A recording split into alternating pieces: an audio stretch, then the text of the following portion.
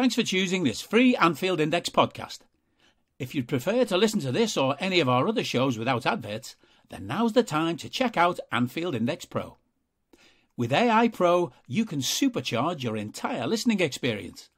You'll not only get all of our podcasts without the ads, but you'll have them far faster with our Quick Publish feature available exclusively for subscribers.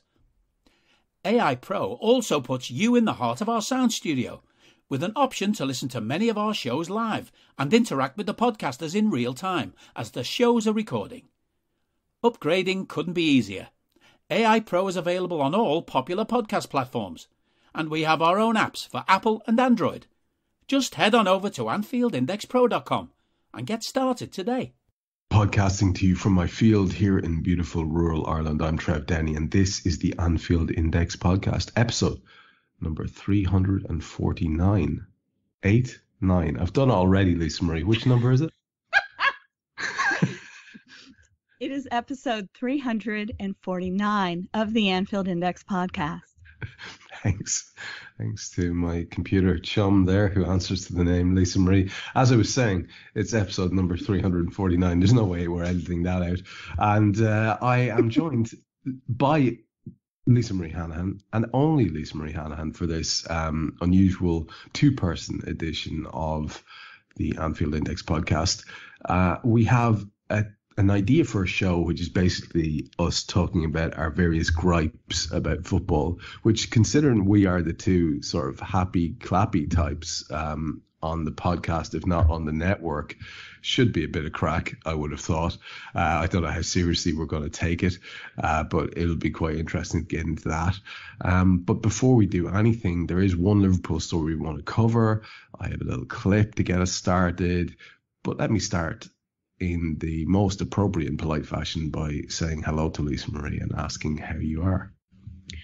Hello, Trev. Happy that it's, what is it, the Terrible Two today on the podcast? The Terrible Twos, yeah. The Terrible Two. Pretty good for a Sunday in December when I've got 100 different things going on, but yeah. So just happy to be here as always. Well, I want to thank you for agreeing to do it today, because I couldn't do it on Friday because one of my numerous family things occurred, and it's great. I know you preferred the idea of doing it on Friday, and it's our scheduled day, so I do appreciate you being able to pivot, because unfortunately we've got Cam, who's not great and actually had some family stuff, Carl, who was also indisposed, as was Guy. So it was there would be no show if you hadn't managed to find the gap in the schedule. So I do appreciate it. Oh, come on, you wouldn't have just started recording and just talked nonsense for 30-40 minutes to yourself? Listen, I do that on a whole other show. When it comes to Liverpool, that is the sole domain of Dave Hendrick. That's true. It's the Hendrick zone, and I'm not going to step in there and do my thing in case it pales into insignificance compared to his. I got told during the week, actually, in relation to something else, Lisa Marie, you'll appreciate this. It was actually after the show I did with Dan and Phil Barter about the departures from the backroom staff. Right. And it was a show that was quite contentious, because a lot of people really took the hump at the idea of the lads putting forward the fact that this might be a really important aspect of the club, and talking about Dan specifically got it in the neck for his theories about what might be happening behind the scenes. And I just thought it was really weird, because podcasts are a place where you're supposed to air opinions. And it broke down into a conversation with one or two people about what do you want from a podcast. And some of these guys were, I mean, one lad said he wanted something like, it was basically like truth and accurate reporting of facts and all that. And I was like, well, what we aspire to do.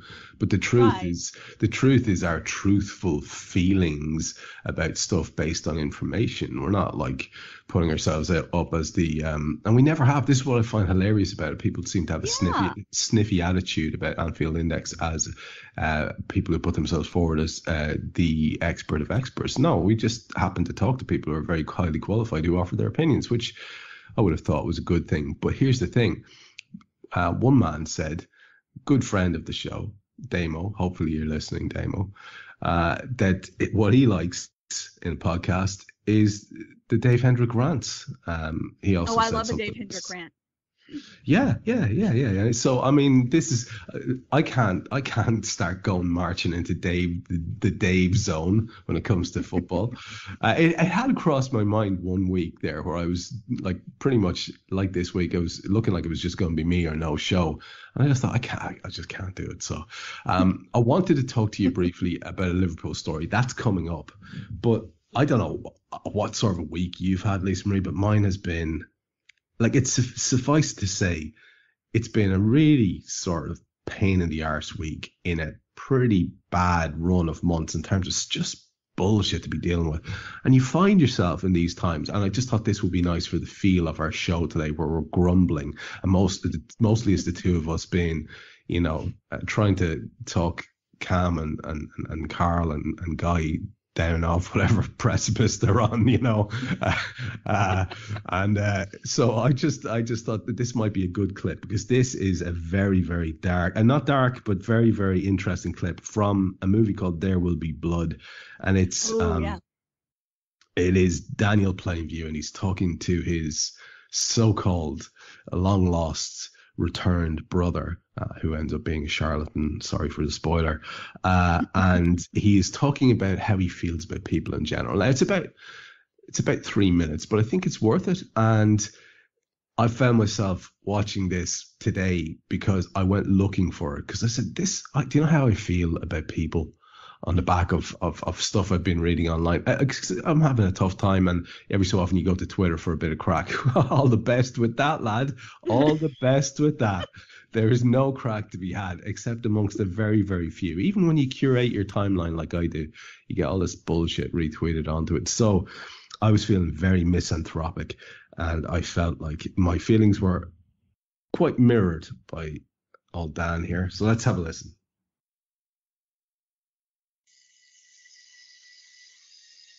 Why did you leave? I know you didn't get on with our father.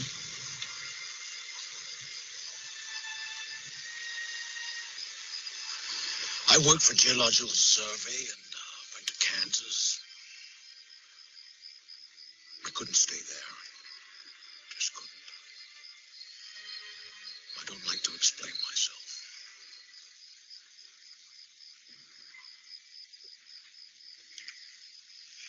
Are you an angry man, Henry? About what? Are you envious? Do you get envious? I don't think so, no.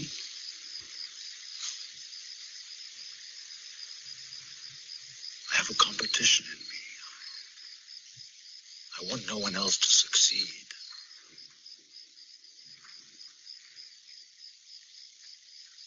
I hate most people. That part of me is gone. Working and not succeeding. All my failures has left me. I just don't care. Well, if it's in me, it's in you. There are times when I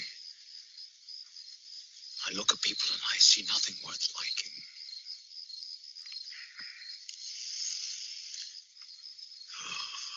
I want to earn enough money I can get away from everyone.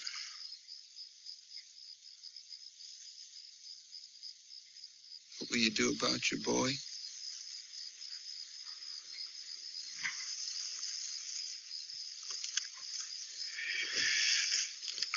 I don't know.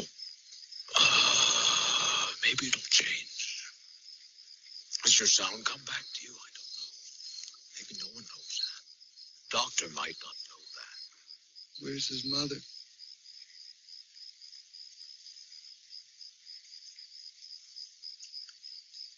I don't want to talk about those things. I see the worst in people, Henry. I don't need to look past seeing them to get all I need. I've built up my hatreds over the years, little by little. Having you here gives me a second breath. I can't keep doing this on my own. With these people. That was darker than I thought, Miss Marie. So, just the way he says people. Oh, at the end, it's brilliant. Like, actually, it goes on a little bit, but I thought that was an apt cutting point. And at some stage, I absolutely will respond to a question of yours by, I don't talk about those things or something. I don't want to talk about those things. I've seen that movie, but it was only once, and it was a while ago. I'm going to have to go back and try to find it somewhere and watch it again. Oh, God, do. Absolutely. As I said, I've seen it. But, I was just thinking as he was talking, I've seen Gangs of New York multiple times. Yeah. And there's some similarity in the characters, I think. Yeah, I mean, I'm a massive fan of the guy. I know. Amazing. I think a lot of people were a bit down on his performance in Gangs, like that was a bit scenery chewing kind of stuff. But I'm all in. What I like about it is he is too. That's obviously his famous thing. Mm-hmm. And you're right. Yeah, they're both very intense. There's a similarity, of course, in the voice there as well, because it's him, but also in the timbre. I think it was the voice that's what kind of struck me. Yeah. The reason I'm saying do watch it because I enjoyed it so much more second time around. If that makes sense, there's a lot. It does absolutely make sense. There's a lot to milk out of that. Now, speaking of, and pointing the wagon in the direction of the football, I did ask you to have a quick look at a story that's been breaking today, as far as I can see. It's an article by David Lynch. It's in the Sporting News, as far as I can see, and he is announcing an exclusive about a joint Saudi-Qatari consortium who have emerged as a strong early contender to buy Liverpool. Investors from the two Gulf states, says Lynch, have agreed to join forces so as to avoid becoming embroiled in a bidding war for ownership of the six-time European champions. It has a kind of a sniff of reality to it because of that last point there, that this sort of the joining up together might just blow competition out of the water, because who wants to go up against not one but two of the Gulf states in terms of a competition for anything when it comes to spending money.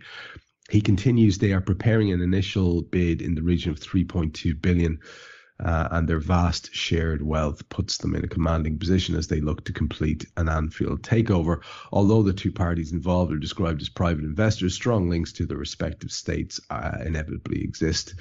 Sources close to the bid, who are they, Lisa Marie, are confident those relationships would withstand sufficient scrutiny to be signed off by the FA. That's their fit and proper persons malarkey, particularly in light of the recent takeover of Newcastle United by the Saudi Public Investment Fund, which, if we recall, had to satisfy the FA, at least publicly and in the shapes they were throwing publicly, that it was not the state, but rather this fund that were buying the club. And then that, of course, brings us to have a look at other state-run Qatar sports investment group, which took charge of PSG back in 2011, and we've seen the things they've done. Lynch mentions the 222 million euro bid for Neymar, the 180 million euro for Mbappe when he was still a child.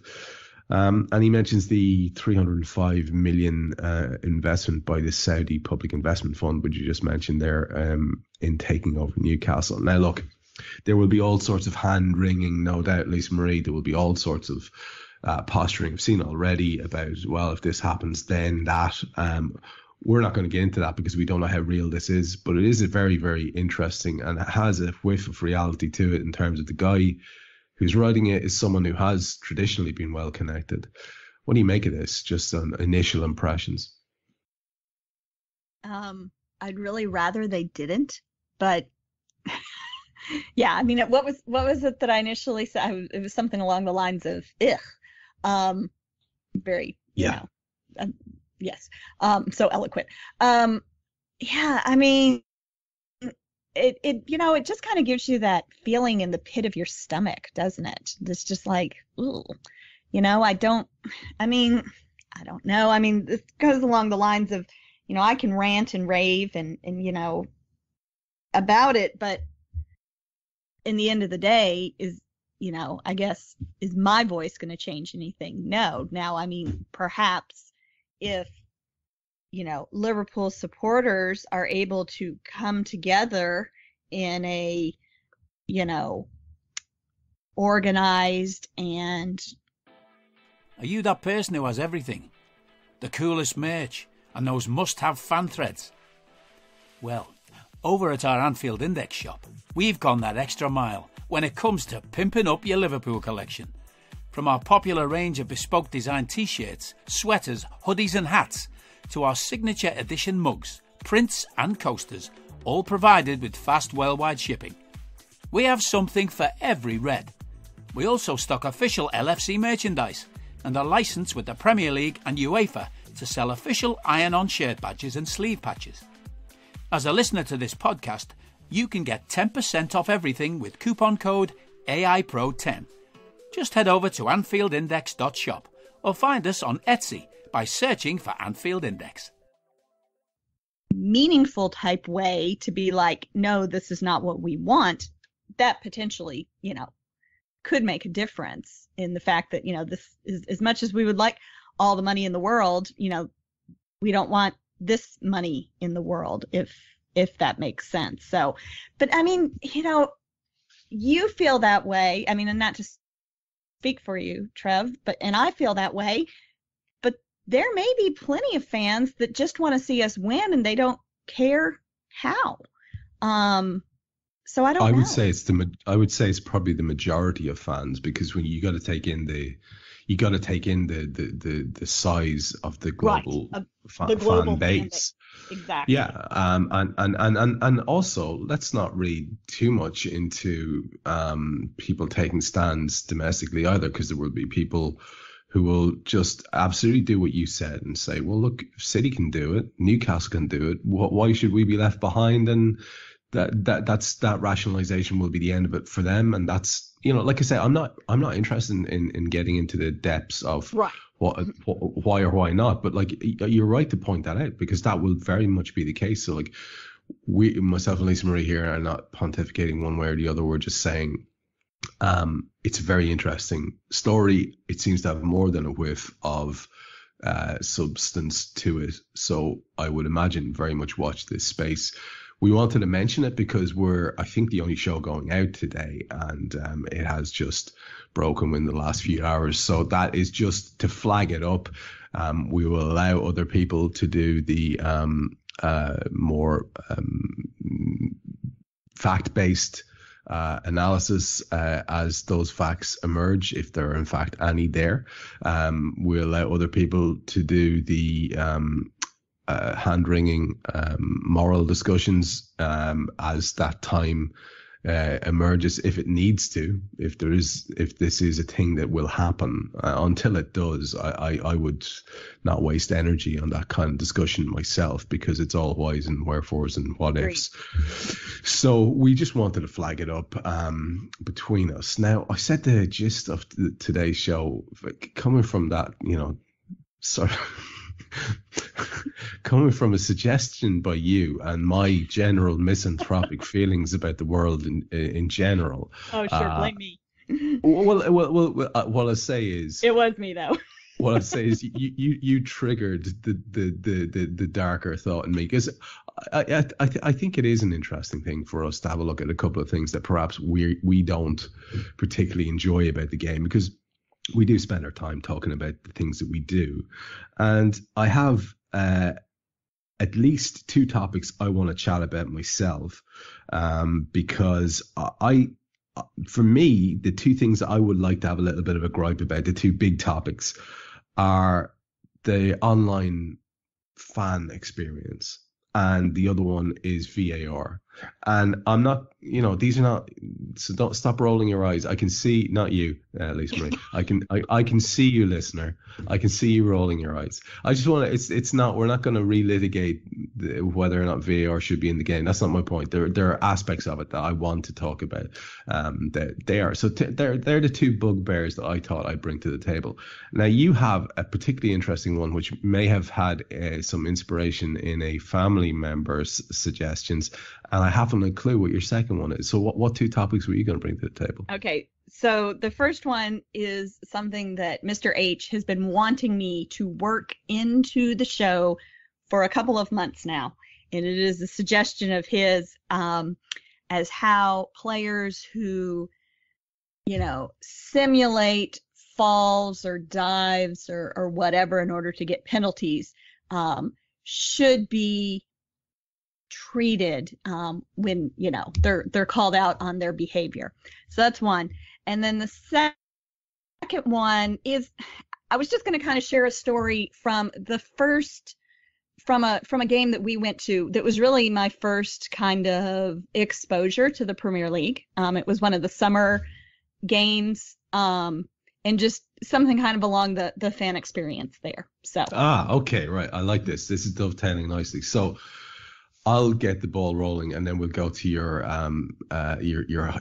husband inspired gripe next.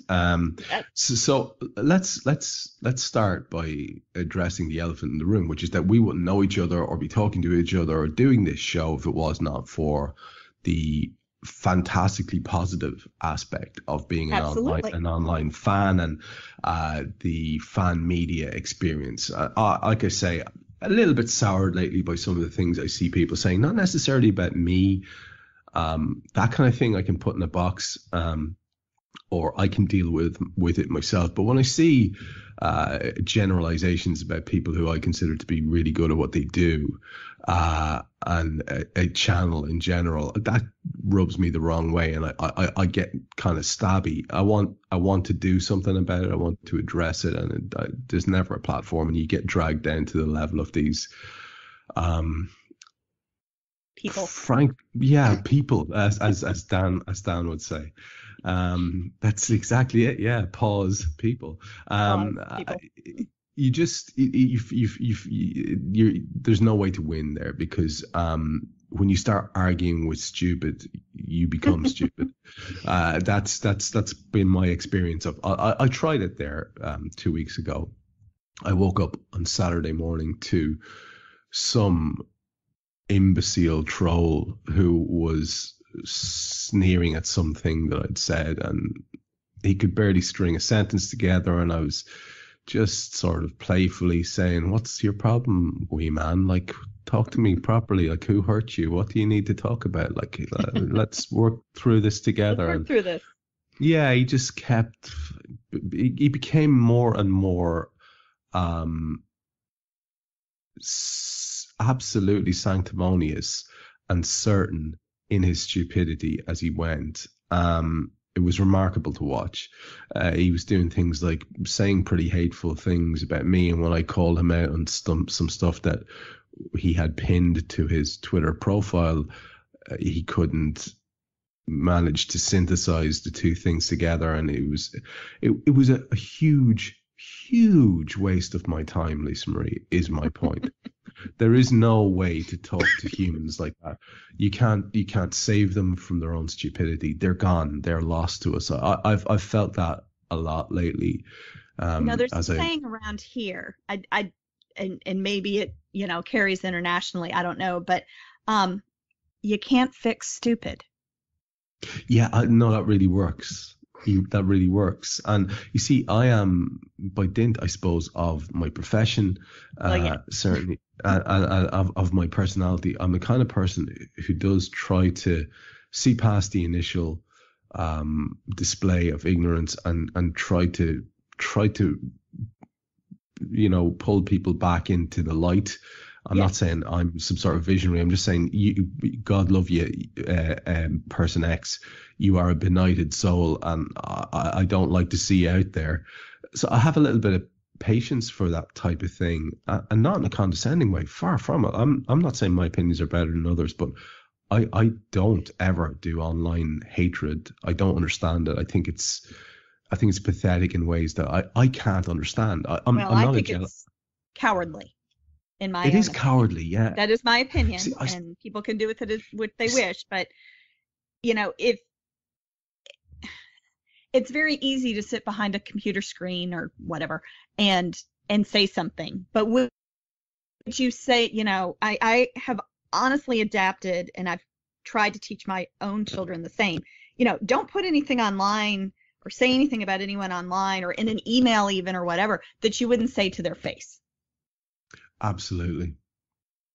I mean, in my own day-to-day experience, had a fantastic anecdote recently where somebody should have just kept their mouth shut, and it has not gone well for them, because they didn't. And it's kind of like that thing where, when you're in your car and you can say, you see people and they're literally losing their minds in their car. Well, I'll admit to casual damning of individuals who may have done something stupid on the road. But would I say that to the person's face in real life? Would they? It's you're in your little cocoon there. But I don't understand the kind of mindset. And somebody pointed this out to me yesterday. Hello, I'm here to annoy you. I'm here to annoy you into listening to more of me and more of others on EPL Index. We don't just have the Anfield Index stuff. We've got EPL Index as well, which covers the entirety of the Premier League. And we have 3 podcasts and a whole bunch of really good writing on EPLindex.com. The podcasts are my own Two-Footed podcast, which is every day at 4 p.m., Monday through Friday, covering the whole league. We have A Tad Predictable, hosted by TODD. You know TODD, he does Anfield Index. He presents A Tad Predictable before every Premier League match week. And then Kevin De Vries and his crew on the EPL Roundtable, they're every week after the Premier League match week. So make sure you listen to everything we're doing on EPL Index and follow us there on Twitter at EPL Index. Thank you. Bye-bye. An awful lot of it probably comes from some sort of lack of satisfaction in their own life, and somebody tried to say to me that it was coming from probably a deep-seated place of jealousy or envy, and because I don't do that, that's not an emotion I'm familiar with. I don't have a lot of jealousy in my life. I'm lucky that way. It doesn't plague me or torment me. Friends of mine who are just eaten alive by it. I just see them. It just takes them over, and a certain person is mentioned or certain thing is mentioned, they just become someone different. So I never think about that, but maybe that is the thing, because why else would you be having a little chuckle or a little hate-filled chat talking about people should be done away with, and being incredibly violent in your language about a group of people who you don't have the bravery to tag into your chat? It's quite pathetic. So that is one of the darker aspects of the online experience.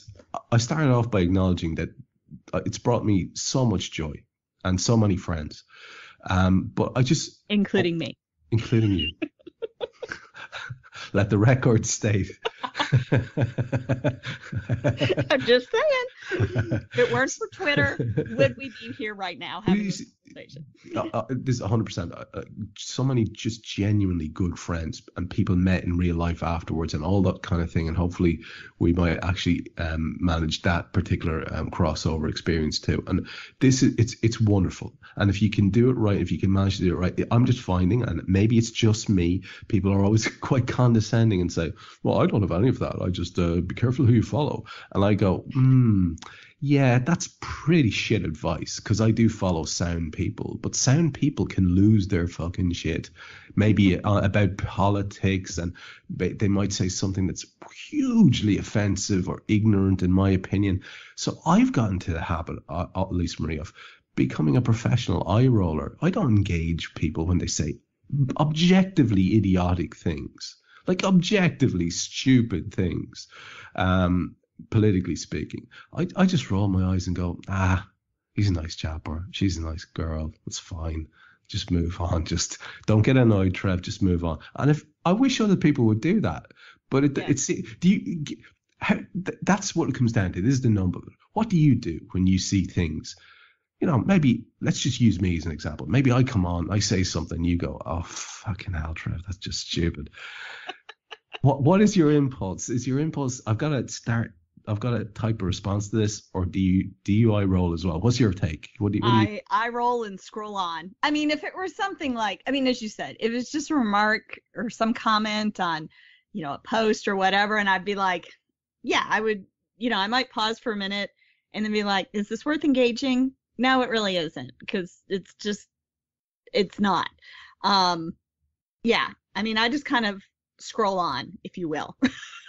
Well, what do you make of this thing that people seem to have, where they just get, to use your verb, this concept of doom scrolling, and whether it be someone who's following a whole lot of climate activists or whatever, or people who are in their deep-seated left or right political spheres, and they just find themselves, or let's take our topic, football.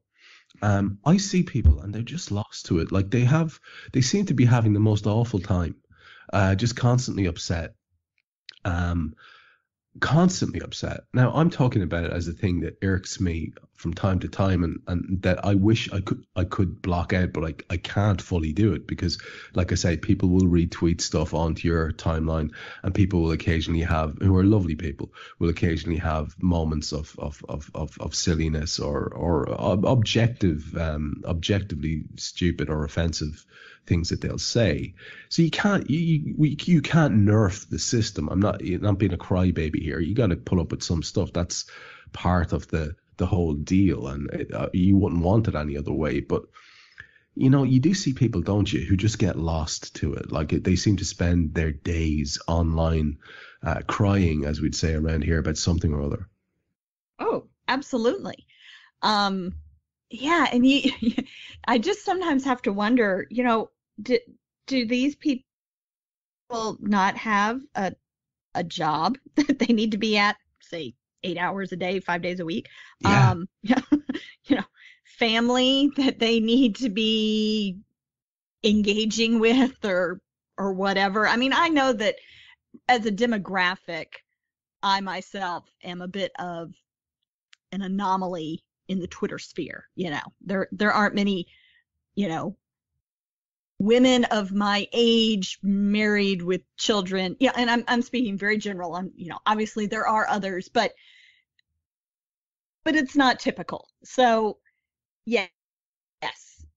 But even still, even if it is, say, a 20-something college student, don't you have a class you're supposed to be at? Don't you have a paper you need to be writing? Don't you, Yeah. You're right though. Don't you have some part-time job you should be, you should be at?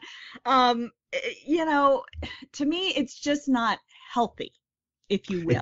It definitely is the people who have a lot of time in their hands, for sure, who are mostly the most active in this. And that listen, someone said something to me years ago, and it was someone who I have a lot of time for, and they said that Twitter really helped them because it's a nice thing when you're lonely. And I just thought that was so touching, and I hadn't thought about it myself, because I was in the lucky position of being a bit like you at that stage of my life. I was kind of, I don't have a minute in the day. I've got family commitments left, right, and center. I've got a job, 2 jobs. So the concept of loneliness was something that I was mercifully free of. And I just thought, Jesus, That's something that's quite powerful. It was just a powerful little statement. Like, it can be really, really, it can be a lifeline for folks as well, right? Yeah, absolutely. I mean, there have been, and I can't think of a specific example at this time, but there's been multiple, stories or incidents, whatever, of people who, were, maybe very lonely, very depressed, very, whatever. And by engaging with either a community or a person or someone online, it has literally saved their lives. And so, I mean, that's kind of what keeps me from wanting to just chuck the whole concept whatsoever, because, not only, you never know, that could be my own self one day in the future, but on the flip side, and what I, truly hope is that my interaction with someone can bring them that positive experience in the future. And that sound all sanctimonious and holier than thou, but you just don't know, what impact you have on people. And all the more reason that, so I have this thing, I've said this for years, and it was, it started as a work thing, is, you get an email about something, some incident related to a project or whatever, and it's just your fear, your initial reaction is to just, shoot back some, angry, bitchy email back. And so my thing has always been like, don't email angry. Don't email angry. Yeah. If it makes you, and sometimes it makes you feel better to type out the angry, bitchy email. Make sure there's no, you don't accidentally send it. But, type it all out, step away, and then you can even come back and turn that email into the more appropriate and positive way to respond to the situation, and again, this is personal experience, but I mean, oftentimes it seems like those emails would come in like late in the afternoon, say 4:30, and it'd be like, you know what, I'm not responding to this right now. I will respond to this in the morning where I have some distance from it. So it's kind of the same thing online. If there is something that just absolutely infuriates you and you want to just, and I think that's what happens, is people don't take that pause, even just that 5-10 second pause before they just type out a response.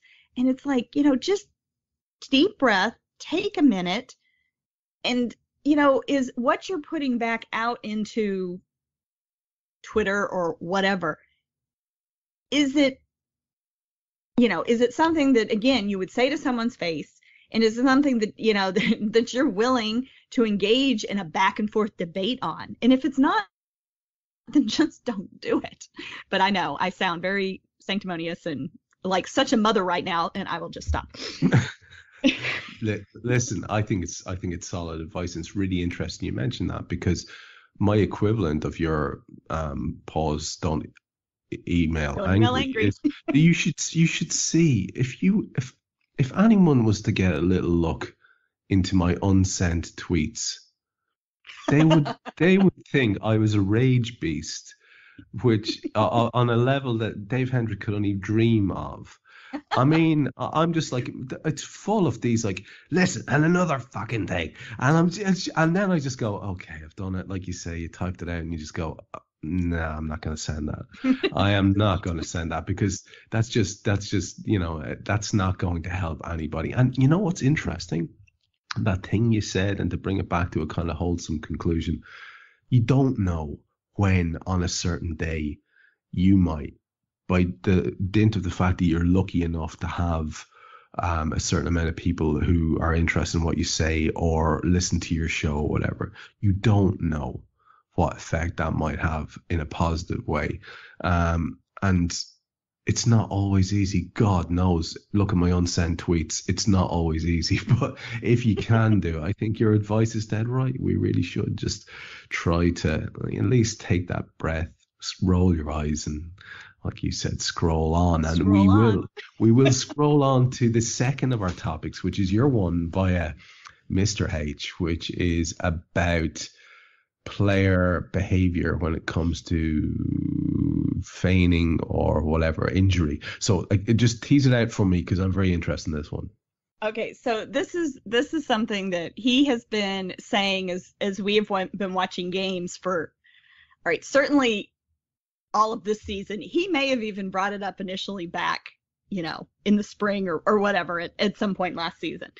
But it drives him. Well, first of all, any of the, feigning injury or, just blatant diving or whatever always, drives him crazy. And it drives me crazy too. It's like, come on, get over yourself.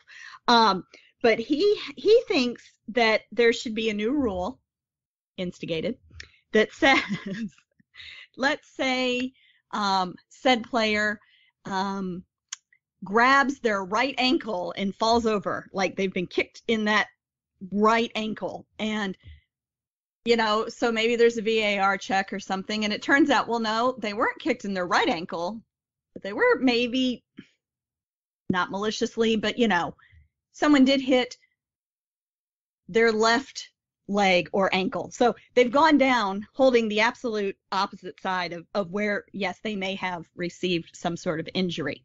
So his solution is that, so not only the yellow card or whatever that they should receive for simulation is, in addition to that, the opposing team should, instead of a penalty kick, should be allowed to kick that player in the place where they faked their injury. This is biblical. Perhaps this is Old a little Testament violent, stuff. Not lying. Especially, there may need to be some, you may have to come up with a different rule if it's a head, because, but he goes, I think that would solve it. Can I ask, is Mr. H a prototypical American dude who looks at soccer in a way which is quite he looks down his nose at the sport? Because so many of the podcasts I listen to are hosted by Yanks, and not many of them have that crossover with sport. But when they do, most of these American guys are just like, soccer. Well, it seems to be this. Yes. Okay, 20 years ago, absolutely. I mean, like when we were first dating and then married, he used to refer to soccer. See, I'm just going to say it that way, and it was because it was soccer, as a commie sport. And of course, he mostly did this to annoy my father. A commie sport. A commie sport, which is just, and I mean, and again, where he grew up, I mean, and okay, he played baseball and he played American football. Yeah. And yeah. So, but as his own children have played the game, as he has started watching the game, he has developed a respect for the different type of athleticism, that is necessary for the sport as opposed to, say, baseball or American football or whatever. Now, but what does drive him absolutely insane is the diving and, the feigning of injury. That drives him bonkers. As an Irishman, I have a real empathy with this because all of my family, the area in which I grew up, where I'm still living, how's about that for a carbon footprint, lads? I have, I'm surrounded by GAA supporting people. Our club was very successful when I was a kid. Our county was hugely successful in winning All Irelands when I was a kid, and so I grew up in this hotbed of Gaelic football. And which a little I still bit don't like understand, you said, by the way. you'll love it if you get to watch a game. A little bit like what you said with American football, where those guys go out and it's war, it's attrition, and it can be violent and it's incredibly explosive, and those guys are getting hit. Gaelic football is so much more of a contact sport than English league football is. And so I've grown up with that attitude of lads looking down their nose at soccer and soccer players as being sort of, fragile prima donnas. And, it's hilarious because the team I grew up supporting had individuals like Graham Souness going around like tackling lads at knee height for the crack. And that, the culture of football that was around when I was a kid, like I'm talking football as in Liverpool. I mean, you're talking about an era where I watched a great little reminder there of a clip there of an English league manager, and he was talking about this thing called the reducer, which was something that, he had a name that he had patented for the early tackle, which an opposition hard man will put in on the hard man of the opposing team to, inverted commas, let him know that he's there. So these things used to happen so much more. Like, and even still, was that like leave a bit on him kind of mentality? Leave a bit on him, that type of thing, right? Yeah, that's the type of thing. But it was vicious. And when I played as a kid, you would get kicked, and if you were playing in an adult match. Let me match, tell you, I got into an argument with the high school football coach when I was in high school about how soccer was in a lot of ways more dangerous sport than American football. And my argument was, American football players, they're wearing the helmets, they're wearing the various pads and things to protect them. Soccer players have shin guards. That's it. Yeah. And I have seen far more brutal soccer injuries. And I'm just saying it to draw the line between American football and soccer, or football. Far uglier injuries than I have. And now, I mean, there can be some very, very horrible injuries, in American football. Don't get me wrong. But my own brother, who played quite a bit, actually almost lost a kidney due to, he was playing goalie at the time, and opposition player came up. He jumped up. My brother jumped up for the save. The opposition player kind of jumped up trying to, head it in and kneed my brother in the back. Well, he actually kneed him hard enough in the got his kidney that it crushed his kidney between, this guy's knee and his spine. He was in the hospital for 4 days. And the only reason they didn't take his kidney was because he was 14 years old. So anyway, so yeah. So soccer, or English Premier Football, or whatever we want to call it, can be very, very brutal. And now I know not so much now as... I don't need a VPN. I've got nothing to hide. This is what I used to tell myself before I hooked up with LibertyShield.com. Not only is my home internet now fully encrypted, but I can now access all the websites I want, whenever I want, and do so from absolutely anywhere. As a Liverpool fan, I love to know I can now watch every match, regardless of whether it's on UK TV or not.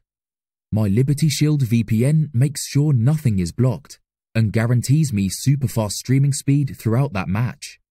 You can get connected right now with their software package, which includes a 48-hour no-obligation free trial and instant access to their apps for Apple, Android, Fire TV, PC, Mac, and Android TV. Or go a step further like I have and get one of their pre-configured VPN routers. These small but powerful devices allow you to easily connect every device in your home to VPN, making it the perfect solution for smart TVs, mag boxes, and games consoles. Visit LibertyShield.com today and use coupon code AIVPN25 to get 25% off at checkout. As you said, years ago, there's, been some, I guess, change to the rules and some things to put in place, to help try to mitigate some of those injuries. But yeah, anyway. I suppose the reason I bring it up is because it's very easy to go down that route of, my neighbours and next door neighbours and Gaelic football teammates and coaches used to say, in that disparaging way, talking about lads throwing themselves around the place on pitches and stuff and rolling around. And that was, I suppose, in the early days when you were getting that kind of South American influence coming into the Premier League and stuff like that. And now, as you say, it's very much a thing. And I must admit, I think if I was to come to the game as a newbie, I don't know if I would laugh if you came across a particularly bad example of a game in which a lot of that was happening. I don't know if it would take with me, because that would really, really wind me up. As it is now, like I'm a lifer. It's a terrible feeling that you are now too. So you're just in. You're just in. Y'all have sucked me in. Yeah, you're just in, and so these are one of the things that you put up with. So I'm glad you brought that one up, because it is something that's a little bit of a blight on the game for sure. Without the whole pontificating about we don't like that kind of thing. I'll never be that guy. The whole Luis Suarez handling the ball on the line in the previous World Cup, I'm all for that kind of thing. Cheat away, that's fine. And if you want to throw yourself in the ground, that's fine. But once those actions are punished appropriately, that's absolutely fine by me as well. It's not a thing I can relate to. I wouldn't want to do it. I would feel like a complete idiot doing it, I have to say. I tried a couple of times to buy a penalty when I was 17 years of age. I left a trailing leg and I just got told to get up. It was, obviously I hadn't earned my thespian chops at that stage. I was going to say, you just hadn't developed the proper acting. Yeah, no, I guess not. I guess not. I'm going to have to work on that. Throw myself down the stairs at work and see what happens. So we're going to move to our third topic now, so that we can keep this show in between the hedges in terms of time. And that one is my second one, which, I mean, we're not going to spend too long on, but I want to speak about one aspect of it. VAR, it looks like it's here to stay. I don't think there's any budging it at this stage. It is dealt with in a way that is immensely frustrating at times, and we've all had the arguments. There seems to be this particular type of individual who, I don't know, maybe they're actual bots or AI creatures themselves, who seem to want to defend VAR to the ends of the earth and talk about, well, it's not the machine's fault, it's not the system's fault. Nobody said it was. It is absolutely the way in which these things are being these facilities are being used by humans, and still human error at the end of the day. So how much we've gained, I'm not 100% sure. Goal line technology, great. Yeah, that's definitely in. It's not in. You lost the league by 0.22 millimeters. Okay, whatever. I get it. These kind of things are understandable. We even have Hawkeye technology in Gaelic football, so if the ball goes higher than the already high posts, you can tell whether it's still in between them or not. These things make perfect sense to me. It's when it comes to the whole idea of a goal is scored in open play, and I find myself, and here's my gripe, Lisa Marie, I find myself not being able to have joy in that moment. And you know how much I like a bit of joy. I find myself waiting. If there's anything that's even vaguely dubious in terms of, is that person slightly advanced? Is there somebody else encroaching? Anything at all, unless someone batters the ball in from 40 meters, I can't enjoy it anymore. And I think that is an absolute blight on the game, because I don't know about what you do with football or what football is for you. I think I do know what it is. But for me, it needs to be fun first and foremost. Yes, it's an obsession, but if it's not fun, there's other things I could be doing with my life. And this has sucked a lot of the joy out of for me. Do I sound like an old man shakes fist at the sky, Lisa Marie, or can you relate to this? I absolutely can relate to it, and I mean, I know it has been spoken about, between yourself and Dave and whomever, I think on Raw multiple occasions, that it's not the concept of VAR that you or myself or many people object to. It's the way that is being utilized. It's just, there doesn't seem to be rhyme or reason sometimes to some of the decisions, or what is reviewed and what isn't reviewed. And of course, some of that is going to come down to human error, absolutely. But and again, I was just kind of coming into the more level of involvement with the game when VAR was being introduced and everything else. But to me, it feels like there's just not consistency with it. And again, some of that is going to be, the human aspect of it. But I don't know. It's almost like they decided to teach someone how to interpret it the day before, or an hour before the match started. Okay, here's what you need to look for. And it's just, it can be used a lot, and I think even the first season that it was in place, it was kind of like, okay, it's the first season, but it doesn't really seem to have gotten any better, in my opinion. Or I don't know, anyway, or maybe we're just used to, sometimes you just get used to things being so bad that it seems normal. That's the problem, right? That is the problem. Like, part of me to the point where if we get a VAR decision go our way, it's like, oh my God. Well, look, if the last 3 years or so have taught us anything, it's that you can become inured to the most awful things just because that's just how it is now. Right? And I wonder, I think it's a really good point. Have we become fucking institutionalized and we just go, VAR, shit. Like, what are you gonna do? The one that drives me, I think, the most crazy is the offside line. When the way they draw those lines to determine whether or not they need to stop. For the love of God, there's no consistency in that at all. They need to stop doing that. Not that I'm watching every game, all games, all decisions, but it feels like they're trolling us. It feels like they're trolling us because, the lines just, it makes no sense. You're left to wonder. It just feels like, why are you doing that? Why are you putting that on display for us? Because what you're showing us is definitively not proving anything. And all you've done now is raise the heart rate of several 100,000 people. It just feels, I agree with you. I don't know that is probably, of all of them, that's the worst, especially when you're on minute 3 or 4 or 5 and there's a lad standing around the centre circle wondering if he can have a shit celebration for a goal he scored 5 minutes ago. It's just, it's not just Premier League. I mean, like, we've seen it even in the Champions League. Was it that? Well, of course, I remember it was my fourth child, Harvey Elliott's goal against Ajax. But I mean, for the love of God, they debated that thing for 5 minutes. And it'd be one thing if that goal was going to make the difference between a win or a loss, or in a game or a draw or whatever. But we were up what, 6-1, 6-0. We were up by several goals. So that goal was not going to make the difference in anything, whether it was awarded or not, that it needed to be scrutinized that closely. Again, I do understand when there is a little more weight on whether or not that goal is awarded. Absolutely fine. But when it's a case like that where this is going to be, the 7th goal in the game, come on, give me a break. Just award it and move on. Yeah, well, at least I'm not just saying that because it was Harvey's goal. We got that cute father-son moment between.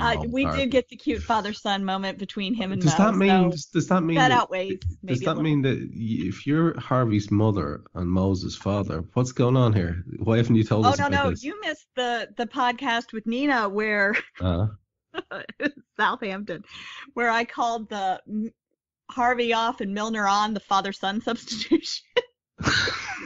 And so they were insinuating something there. Well, there you go. I mean, you did praise his beard live on our show. I mean, did not praise it. I said that it was potentially the reason why we weren't playing well. I think you liked it. I'm just putting 2 and 2 together here. I'm clearly making 5. Let's finish or with 6 or 7. Or 6 or 7. Let's finish with your last contribution to our show of grumbling and gripes. What is the topic you want to cover here? Okay, so this will shed a little bit light on why I dislike Tottenham as a club. Okay. Other than Harry Kane. So in the summer of 2017, during the summer tour thing, Tottenham and Man City played here in Nashville, and so we went to the game as a family, my husband and myself and all 3 kids, and we're there in the, hot July Tennessee sun, and at our seats, and then here come to sit next to us 3 or 4 clearly had been drinking, highly obnoxious Tottenham fans. Okay. Now, I understand that we are a little more puritanical and conservative about cursing in this country. However, these were Americans, and they're sitting next to my 12-year-old son, at the time 12-year-old, fuck this and fuck that, and, every other word. And it was just like, and I mean, my kids weren't the only kids in the immediate vicinity. Okay. There were several children, and it's like, guys, to the point where Paul was uncomfortable sitting next to them. Okay. And there was another couple that were seated like 2 rows in front of us, and there were some empty seats, and they turned around and they said, do your kids want to come sit here? There's no one sitting next to us right now. Obviously if someone comes, we'll have to shift, but would they feel more, and Paul and Mary Kristen, my younger 2, moved down there to sit with complete strangers to put some distance between them and the obnoxious Tottenham fans. So where I'm going with the story is, I understand we're all there to enjoy a game, and and this wasn't even, the match hadn't even started, so it wasn't like, and again, this is it's a summer pre-season match. There was nothing at stake here. Things happen in the heat of things, and you get excited in language and everything else. That's not what I'm talking about. I'm talking about when you're in the midst of children, behave accordingly. Yeah. I know I sound like I'm about 105 right now. But it's just, that's the type of thing that, when you and I know there are people who take children even younger. I mean, let's see, if Paul was 12, Mary Kristen would have been like 8, but I know people that take their young children to these matches, and yeah, you can be surrounded by people that are just acting obnoxious. And it's like, what may be a wonderful fan experience for you, you may be giving this child at their first game a horrible experience where they never want to come back. So, yeah. And this is why we don't like Tottenham. Anyway. Well, I mean, obviously that's those 3. I remember saying to our friend Alan O'Donoghue, I'm like, maybe I'm wrong. Maybe Tottenham fans are very nice. Maybe, is it fair for me to let these 3 or 4 morons, color my, impression of Spurs fans? And he goes, no, that was pretty accurate.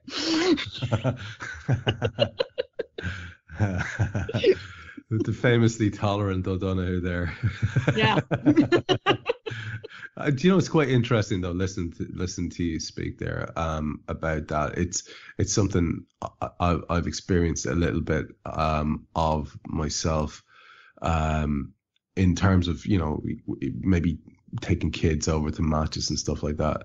It can be remarkable that even in this day and age, you could find yourself beside a cohort of people who are making the whole experience completely unpleasant for everyone around them. And like you say, it's not about heat of the moment, shouting at a ref or an opposition player who's gone through your lad or whatever. It's just this constant barrage of vulgarity all the time.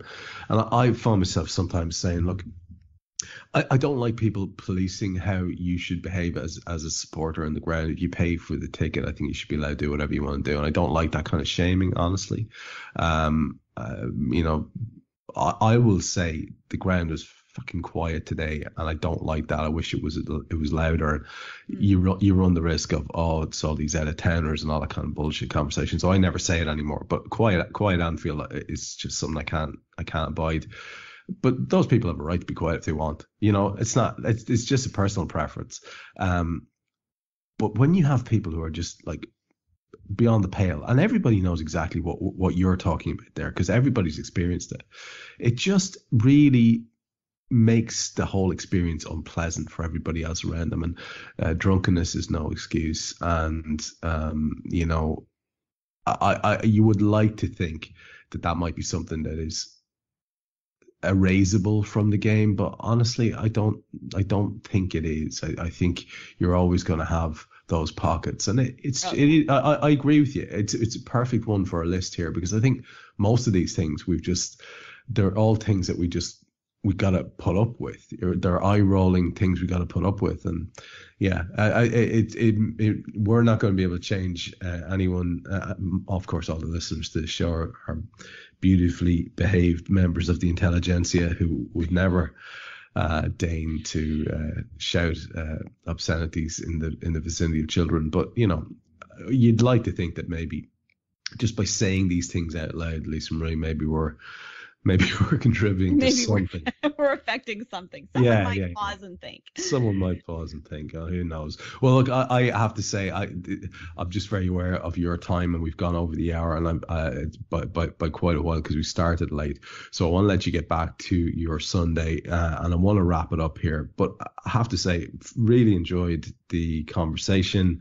It was really a winging it show that we just sort of invented at the last minute, because we were left denuded of our colleagues, and I appreciate you rolling with it tremendously.